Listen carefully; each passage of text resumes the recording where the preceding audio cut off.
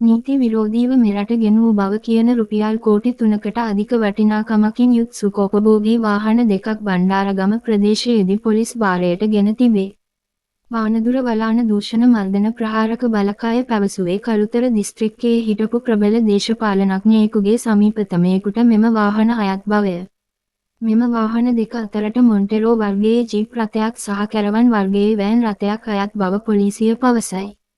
වස්නාහිර පළාත් බුද්ධි කොට්ටාසයට බණ්ඩාරගම වීදාගම ප්‍රදේශයේ පුද්ගලයෙකුට අයත් සැකකට යුතු වෑන් රථයක් බණ්ඩාරගම ආදර්ශ පටුමග නිවසක සඟවා තිබෙන බවට ලද තොරතුරක් මත අදාළ වෑන් රථය පොලිස් භාරයට ගෙන තිබේ.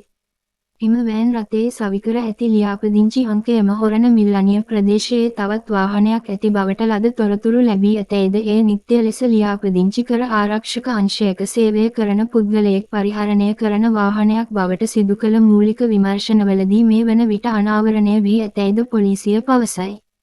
පොලිස් භාරයට ගත් ජීප් රථයේ ඇති ලියාපදිංචි අංකය මෝටර් රථ දෙපාර්තමේන්තුවේ පරිගණක පද්ධතිය දත්ත වෙනස් කර ඇතුළත් කර සකස් කරන ලද්දක් බවත් මේ වන විට විමර්ශන හමුවේ අනාවරණය වී තිබේ.